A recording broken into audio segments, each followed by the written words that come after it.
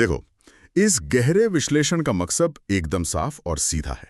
साल के पूरे 12 महीनों के सारे इंपॉर्टेंट डेज यानी स्टैटिक जीके को बिना किसी फालतू लपाड़े के समझना है। मिशन अपना यह है कि हर महीने की डेट्स को एक ऐसी इंटरकनेक्टेड और लॉजिकल स्टोरी से जोड़ा जाए कि कॉम्पिटिटिव एग्जाम के हॉल में बैठते ही फैक्ट्स एकदम दिमाग में छप जाएं।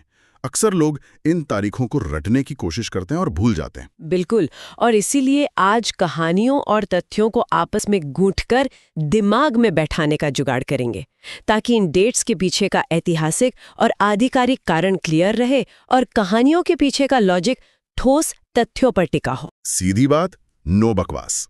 तो चलिए पहले महीने से शुरू करते हैं। साल का आगाज होता है जनवरी से, जहां एक एनआरआई परिवार और आर्मी के युवाओं की एक कड़ी बनती है।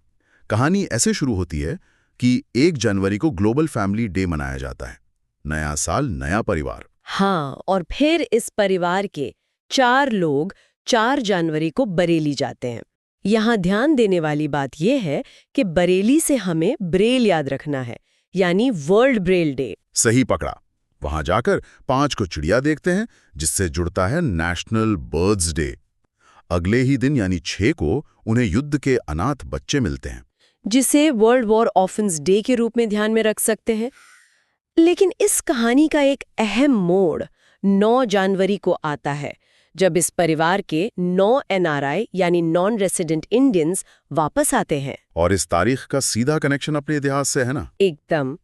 9 जनवरी 1915 को महात्मा गांधी साउथ अफ्रीका से भारत लौटे थे।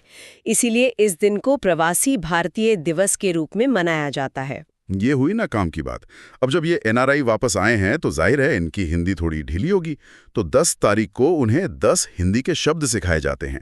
इस तरह 10 जनवरी बन जाता है वर्ल्ड हिंदी डे। और इन एनआरआईज को सिखाने के लिए 12 तारीख को 12 युवा आते हैं, यानी नेशनल यूथ डे। इसके पीछे का लॉजिक भी बेहद स्पष्ट है। 12 जनवरी 1863 में स्वामी विवेकानंद जी का जन्म हुआ था। उनके विचार आज भी युवाओं को प्रेरित करते हैं। अब ये 12 युवा सिखाते सिखाते इतने जोश में आते हैं कि 15 को आर्मी ज्वाइन कर लेते हैं, जिससे हमें आर्मी डे याद रखना है। आर्मी की नई अग्निवीर स्कीम से लौटने के बाद ये युवा 16 को अपना नया स्टार्टअप शुरू करते हैं। हाँ, नेशनल स्टार्टअप डे एक नया एडिशन है जो 2022 से शुरू हुआ है। और जो युवा बच्चे थे वो 23 को बॉर्डर पर अपना पराक्रम दिखाते। पराक्रम दिवस यानी नेताजी सुभाष चंद्र बोस जी की जयंती। उनके साहस को नमन करने के लिए ये दिन चुना गया है। अब युवा पराक्रम दिखाकर घर आते हैं तो देखते हैं कि 24 साल की बेटी की शादी का वक्त आ गया है, नेशनल गर्ल चाइल्ड डे। और 25 को इस शादी में और साथ ही रिपब्लिक डे की परेड देखने के लिए कुछ टूरिस्ट आते हैं और आकर वोट भी डालते हैं। तो 25 जनवरी को 2 दिन हो गए, टूरिज्म डे और नेशनल वोटर्स डे। वोट डालने वाला फंडा बहुत अहम है ना? क्योंकि 25 जनवरी 1950 को इलेक्शन कमीशन ऑफ इंडिया की स्थापना हुई थी और इसके ठीक अगले दिन 26 जनवरी 1950 को अपना संविधान लागू हुआ, रिपब्लिक डे। साथ ही इस दिन इंटरनेशनल कस्टम्स डे भी होता है। उसके बाद 27 को एक पुराना और दर्दनाक इतिहास सामने आता है, हॉलोकॉस्ट डे, जहां हिटलर का नरसंहार याद किया जाता है। फिर 28 को डेटा प्रोटेक्शन डे। इसे याद रखने का एक आसान फोनेटिक्स का जुगाड़ है। 8 और अंग्रेजी का शब्द डेट, दोनों का साउंड मिलता जुलता है। सही है। फिर 30 को मार्टर्स डे, क्योंकि इसी दिन गांधी जी की हत्या हुई थी, और साथ ही वर्ल्ड लेप्रेसी इरेडिकेशन डे यानी कुष्ठ रोग मिटाने का दिन।